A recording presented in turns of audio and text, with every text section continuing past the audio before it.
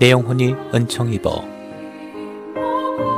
이 시간 말씀에 필라델피아 교회 담임 방철섭 목사입니다.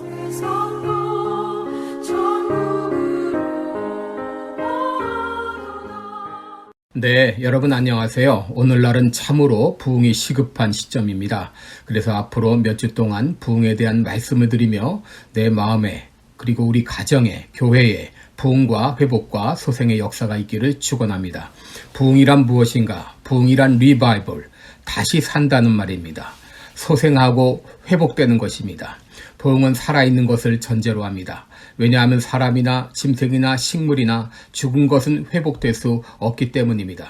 제가 부흥을 말하는 것은 아직 살아있기 때문입니다. 내 생명도, 내 영혼도, 우리 가정도, 교회도, 이 나라도 아직은 살아있습니다. 그러나 안타깝게도 죽어가고 있습니다. 그러므로 이대로는 안 됩니다. 다시 살아나야 됩니다. 회복돼야 됩니다. 부흥이 필요합니다.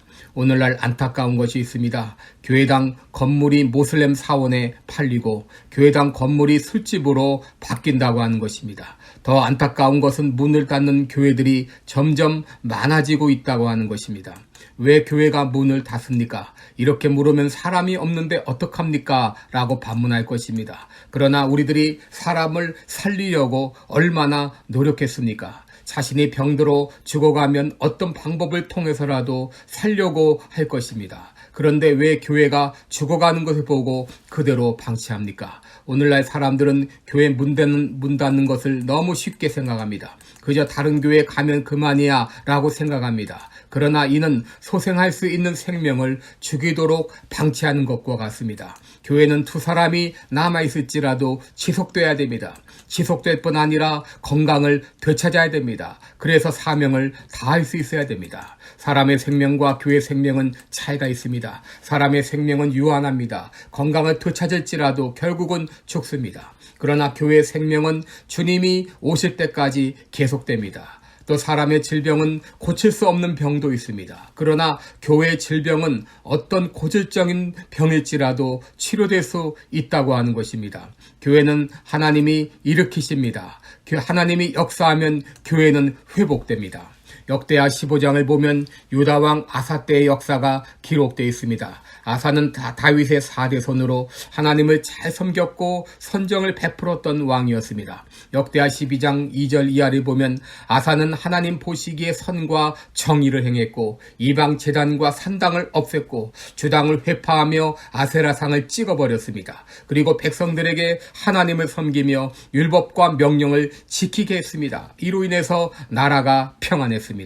그러나 그 후에 이스라엘 백성들은 타락했습니다. 역대하 15장 3절을 보면 이스라엘은 참신이 없고 라고 말했습니다.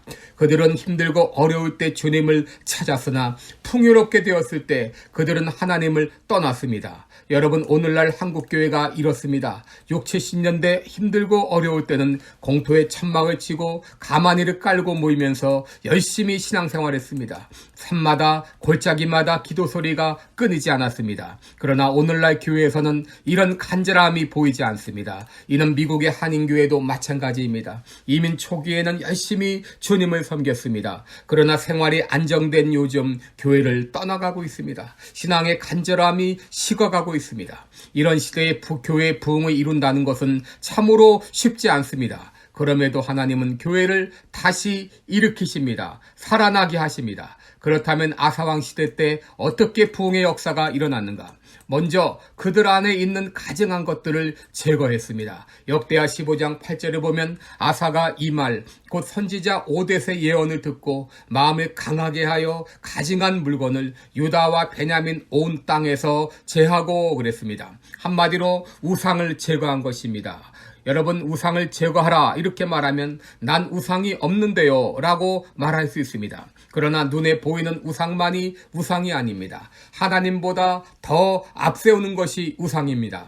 하나님보다 더 사랑하는 것이 우상입니다. 하나님보다 돈을 더 앞세우면 돈이 우상입니다. 하나님보다 취미를 더 앞세우면 취미가 우상입니다. 하나님보다 자식을 더 앞세우면 자식이 우상입니다. 하나님께서 선지자 오뎃을 통해서 말씀을 주셨을 때 아사는 또 이스라엘 백성들은 즉각 순종했습니다. 이렇게 가증한 물건들을 제거했을 때 다시 부흥이 일어났습니다. 둘째, 그들은 함께 모였습니다. 9절에 보시면 또 유다와 베냐민의 무리를 모으고 라고 말합니다. 에브라임과 므낫세와 시몬 가운데서 나와서 저희 중에 우거하는 자들을 모았으니 이는 이스라엘 사람들이 아사의 하나님 여호와께서 그와 함께 하심을 보고 아사에게로 돌아오는 자가 많았음이더라 라고 말했습니다. 여러분, 함께 모일 때 부흥이 일어납니다. 오순절 성령 강림도 함께 모여 기도하는 가운데 일어났습니다. 사도행전 1장 14절에 보면 여자들과 예수의 모친 마리아와 예수의 아우들로 더불어 마음을 같이하여 전혀 기도에 힘썼다고 했습니다. 하나님은 우리를 새롭게 하시고자 하는 계획을 가지고 계십니다. 이제 우리는 모여야 합니다. 힘들어도 길을 쓰고 함께 모여 기도할 때 하나님의 역사가 일어납니다. 셋째, 모여서 하나님을 찾아야 됩니다. 역대하 15장 12절에 보면 또 마음을 다하고 성품을 다하여 열조의 하나님 여호와를 찾기로 언약하고 라고 말했습니다. 15절에서도 무리가 마음을 다하여 맹세하고 뜻을 다하여 여호와를 찾았으므로 라고 했습니다. 함께 모여 하나님을 찾을 때 부흥의 역사가 일어납니다. 1792년 영국의 노스 햄스턴에서는 제2차 대각성 운동이 있었습니다. 그러나 대각성 운동의 시발은 그 8년 전인 1784년 노스 햄프턴 목회자들의 기도 모임이었습니다. 그들은 매달 첫 월요일의 기도의 날로 정하고 기도하기 시작했습니다. 성령 충만과 죄인들의 회개와 성도들의 신앙 성장과 하나님의 영광이 높아지며 복음이 확장되기를 위해서 기도했습니다.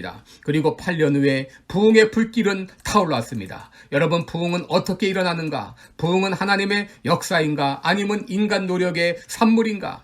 여러분, 부흥은 하나님의 역사입니다. 그러나 하나님은 인간의 동역을 통해서 부흥을 일으키십니다. 가만히 있는 사람들에게 부흥을 일으켜 주시지 않습니다. 하나님이 은혜를 부어주시려고 해도 준비가 되지 않으면 부흥은 일어나지 않습니다. 이제 우리들은 함께 모여야 되겠습니다. 함께 모여 하나님을 찾아야 되겠습니다. 그리고 우리 마음에 있는 모든 우상들, 하나님보다 더 사랑하고 있는 이 모든 것들을 다 제거해야 되겠습니다. 이렇게 준비된 마음 가운데 하나님께서 부흥의 역사를 일으켜 주십니다. 우리는 모일 때마다 이렇게 스스로에게 물어야 됩니다. 나는 빛 가운데 살았는가? 회개하는 삶을 살았는가? 하나님의 말씀에 순종했는가?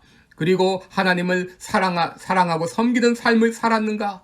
하나님 앞에 부끄러움이 없는가? 은혜를 갈망하고 있는가? 형제를 위해 깨어질 준비가 되어 있는가?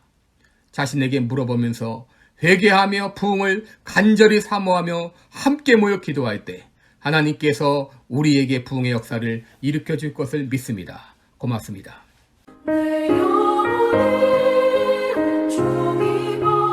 지금까지 말씀에 방철섭 목사였습니다. 방철섭 목사님이 심화하시는 시카고 필라델피아 교회는 4950 웨스트 프렛 애비뉴 스코키에 위치해 있으며 주일 예배는 매주일 오후 1시에 드리고 있습니다. 기타 자세한 사항이나 신앙 상담은 전화 224-578-4915 578-4915번으로 문의해 주시기 바랍니다.